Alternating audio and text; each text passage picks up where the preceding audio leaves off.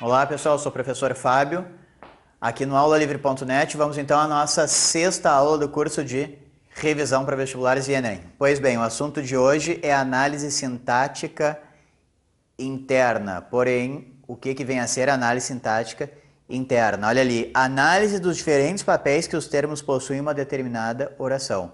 Ou seja, é o estudo das relações dos termos dentro de uma oração apenas. Lembrando que o que caracteriza a oração é a presença do verbo. Muito bem. Olha só, qual é a classificação tradicional a que a gente está acostumado e não vem muito caindo em vestibulares mais? São os termos essenciais da oração, os termos integrantes da oração e os termos acessórios da oração. Porém, a classificação que a gente vai usar aqui, mais eficiente, é por associação. Então, nós vamos estudar primeiro o conjunto dos termos das funções sintáticas associadas ao verbo, o conjunto das funções sintáticas associadas ao nome, ou seja, que apontam para o nome, e o termo isolado da oração, aquele que não se associa ao verbo e aquele que não se associa ao nome. Lembrando então, pessoal, vamos aos termos associados ao nome. Olha só, temos o adjunto adnominal, o predicativo, o complemento nominal e o aposto. Então vamos a um exemplo de cada um deles. Logo vamos ao quadro. Primeiro vamos ver a diferença entre adjunto adnominal e predicativo. Observem aqui, pessoal. Vamos escrever: o homem triste chegou. E vamos escrever aqui: o homem chegou triste. Observem que quando eu digo o homem triste chegou, nós conseguimos pressupor que esse homem não está triste, que esse homem é triste, ou seja, a tristeza aqui é uma qualidade inerente ao homem. A função sintática associada ao nome que indica a qualidade inerente é o adjunto adnominal. Sem contar que vocês podem fazer o seguinte raciocínio, pessoal. Adjunto adnominal significa está junto do nome, está dentro da mesma estrutura nominal. Ou seja, aqui temos o adjunto adnominal. Observem que este o também está junto do nome, sendo por isso que eu vou dizer que ele também é um adjunto adnominal. Muito bem. Agora observem o caso de baixo. No caso de baixo eu estou dizendo o homem chegou triste. Muitos pensariam o seguinte: tá, Fábio, mas me parece que isso é o modo de chegar. Esse é o modo de chegar, esse é um adjunto adverbial. Cuidado, lembrem-se que o adjunto adverbial que nasce da classe gramatical advérbio é invariável. Já o adjetivo que pode fazer predicativos e adjuntos adnominais é variável, ou seja, a gente tem que fazer o teste da variação. Se eu suponho que isso é um termo associado ao nome, eu vario o nome, para ver se isso também varia. Troca o homem para os homens, ficando os homens chegaram tristes. Percebam então que triste não é um modo de chegar, e sim uma qualidade atribuída ao homem.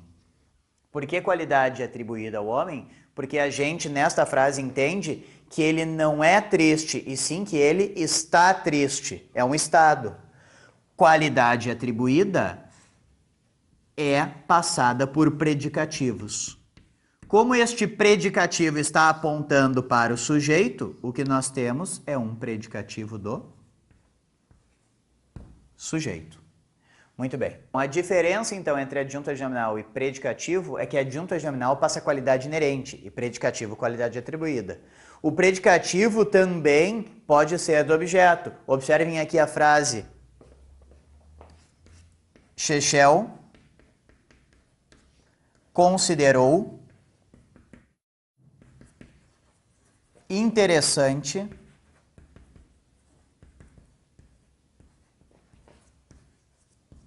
o livro.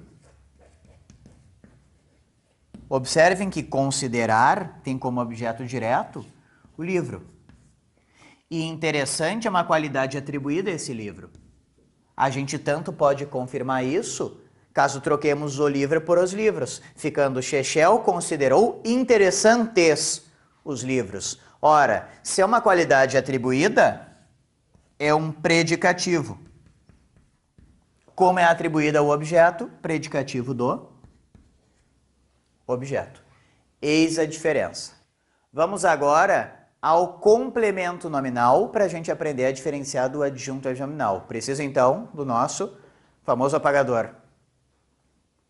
Muito bem, olha só, quase chega aí.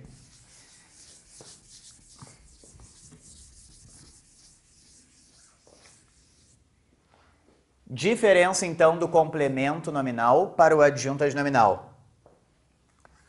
Complemento nominal e adjunto adnominal. Observem aqui, pessoal. O complemento nominal sempre acompanha nomes abstratos.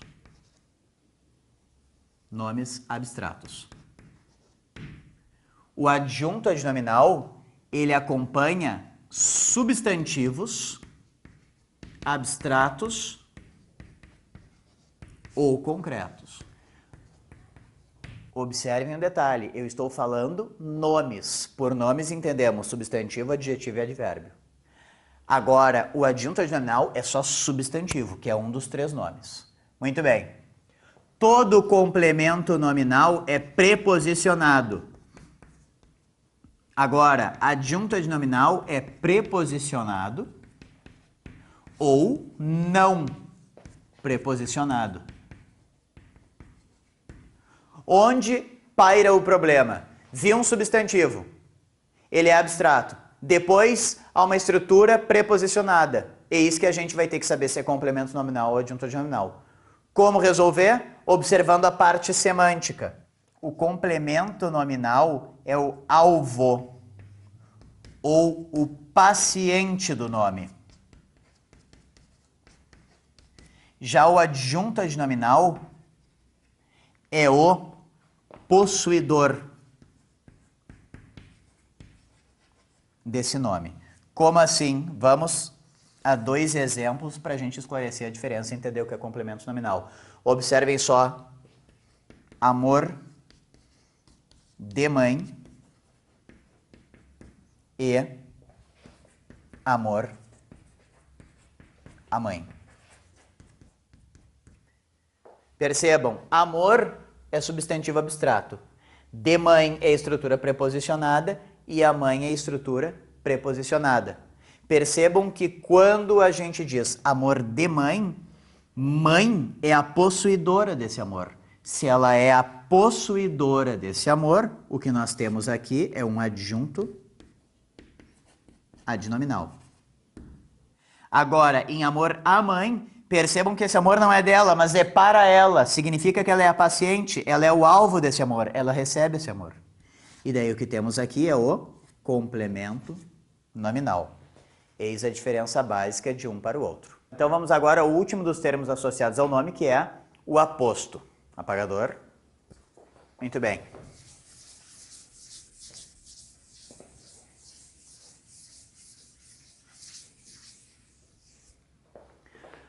Olha lá, pessoal. O aposto tem diversas formas. Vou mostrar para vocês quais são as duas principais. Pois bem, temos dois tipos. O aposto explicativo e o resumitivo. Primeiro exemplo. Pelé, o maior jogador do século XX é nosso ídolo. Muito bem. Observem aqui. O maior jogador do século XX me esclarece quem é? Pelé. Aqui nós temos o chamado aposto explicativo. Aposto explicativo, e isso aqui é o que interessa mais, sempre é separado por pontuação. Seja o uso de vírgulas, seja com o uso de travessões, seja com parênteses. Diferentemente do aposto especificativo, ele restringe o sentido. Observem aqui, o jogador Pelé é nosso ídolo. Ou ainda, a cidade de Londres é linda. Observem que Pelé e de Londres identificam qual é o jogador e qual é a cidade. Restringem o sentido, sendo por isso chamados de aposto especificativo. Aposto especificativo. Resumindo, aposto explicativo separado por pontuação. Aposto especificativo não é separado por pontuação. Bom, vamos agora aos termos associados ao verbo. Observem só, termos associados ao verbo são sujeito, complementos verbais e adjunto adverbial seguido de agente da passiva. Lembrando a vocês que o agente da passiva já foi estudado na nossa aula 5. Logo, quem quiser saber mais sobre agente da passiva, vai lá no aulalivre.net de novo e acesse esse conteúdo. Também pegando os materiais na internet, no aulalivre.net, para quem está no YouTube, também fazer isso, né? É gratuito. Pois bem, vamos então agora a essas funções sintáticas aqui. Pois bem, vamos ao quadro e preciso do saudoso apagador. Vamos lá.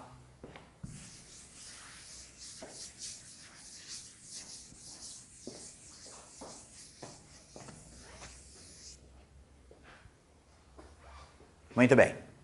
Bom, então vamos aos casos de sujeito, pessoal. Sujeito simples, sujeito composto. Um se caracteriza por ter apenas um núcleo, o outro por ter mais de um. Observem só. Janjão saiu. Como eu tenho apenas um núcleo, sujeito simples. Agora, Janjão e Chechel saíram. Aqui nós temos dois núcleos, sujeito, composto. Lembrando, né? Como eu identifico o sujeito? Perguntando para o verbo, ora, eu já tinha falado, essa é uma forma mais primária de identificação. Lembrem-se da forma que sempre dá certo, que é o verbo concorda em número e pessoa com o sujeito. Ou seja, estou na dúvida se isso é sujeito. Se o verbo concorda com ele, troco por eles. Eles saíram.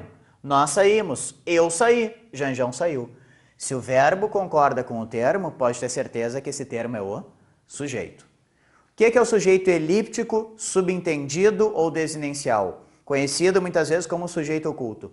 É aquele em que nós identificamos qual é o sujeito, mesmo ele não estando escrito. Por exemplo, chegamos atrasados à aula. Observem que em chegamos atrasados à aula, nós conseguimos muito bem subentender o sujeito, nós. Ou seja, o sujeito desinencial é aquele subentendido pela parte final do verbo, a sua desinência. Formas de sujeito indeterminado. Existem duas. A genérica se dá pela terceira pessoa do plural e pode acontecer com qualquer verbo. Observem só. Entregaram a encomenda. Sujeito indeterminado. Ah, Fábio, mas aqui não é eles? Sim, sem dúvida nenhuma a gente entende eles. Porém, indeterminado porque eles pode ser substituído por qualquer termo que equivale à terceira pessoa. Eles, os professores, os alunos e assim por diante. É diferentemente de cheguei atrasado. Em cheguei atrasado eu só consigo subentender eu, nada substitui esse eu. Todavia, muitos termos substituem o eles. E além disso, temos uma forma específica de sujeito indeterminado que só serve para verbos intransitivos, verbos transitivos indiretos e verbos de ligação, que é o sujeito indeterminado com índice de indeterminação. Por exemplo, precisa-se de funcionários. Observem que em precisa-se de funcionários é objeto indireto, fazendo desse verbo transitivo e indireto. Se está na terceira do singular mais o se, este se é um índice de indeterminação do sujeito, ou seja, sujeito indeterminado também. Mas lembrando, só verbo intransitivo, verbo transitivo indireto e verbo de ligação na terceira do singular mais o pronome se. Bom, vamos agora aos casos de complementos verbais, mas não sem antes usar o nosso velho e bom apagador. Muito bem.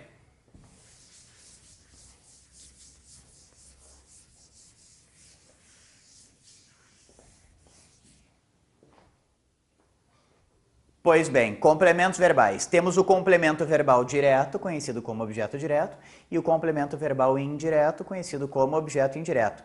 Vamos aqui a alguns exemplos para ficar mais claro. Olha só. Entregou a encomenda ao aluno. Ora, observem aqui que nesse caso, quem entrega algo, objeto direto, a alguém, objeto indireto. Observem que aqui temos a preposição diante do objeto indireto. Temos aqui um verbo transitivo direto e indireto. Interessante é observar que complementos verbais direto e indireto podem ser substituídos por forma específica de pronome, principalmente quando estão na terceira pessoa, como aqui é o caso. Objeto direto de terceira será substituído por o ou a. Objeto indireto de terceira será substituído por lhe quando fizer referência à pessoa. Olha só, poderíamos ter essa versão. Entregou ao aluno. Em que o a substitui a encomenda, objeto direto, ao aluno, objeto indireto. Podemos ainda escrever entregou-lhe a encomenda. Em que lhe é objeto indireto que substitui ao aluno e a encomenda, objeto direto. Ou seja, objeto direto é aquele que se liga diretamente ao verbo, normalmente sem preposição, mas há casos específicos de objeto direto preposicionado que vocês devem consultar no material do aulalivre.net. E objetos indiretos são precedidos por preposição. Pois bem, vamos agora aos adjuntos adverbiais. Vamos apagar o quadro de novo.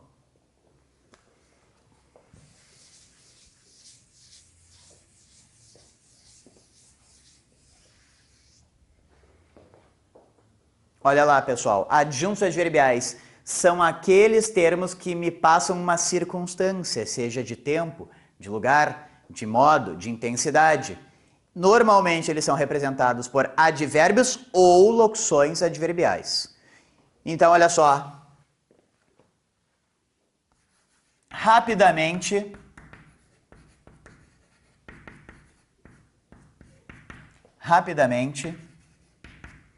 me deu o dinheiro.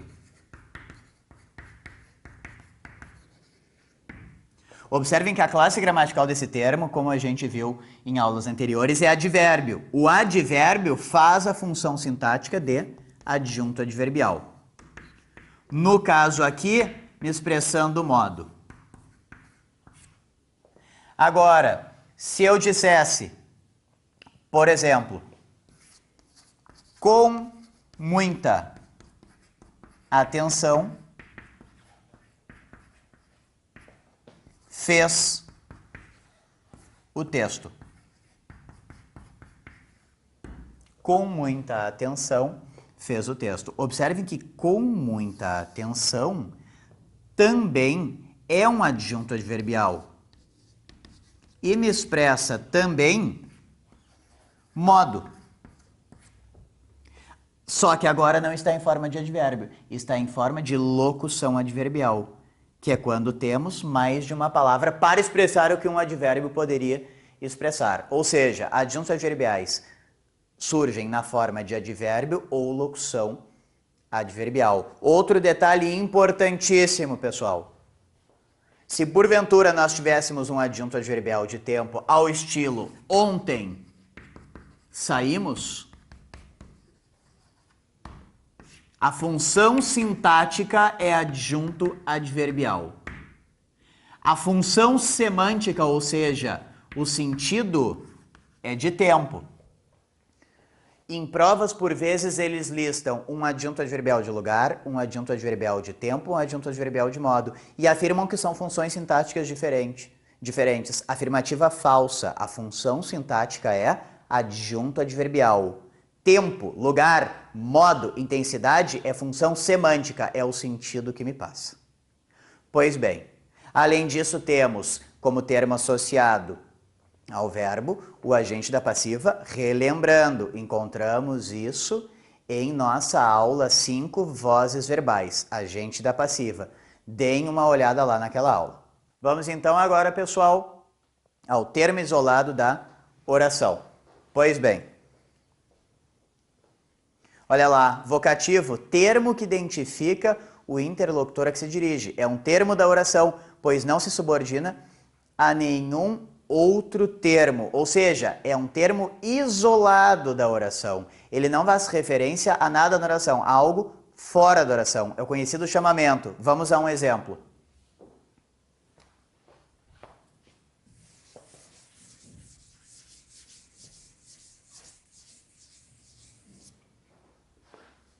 Então vamos ao exemplo. Observem aqui. Amigos,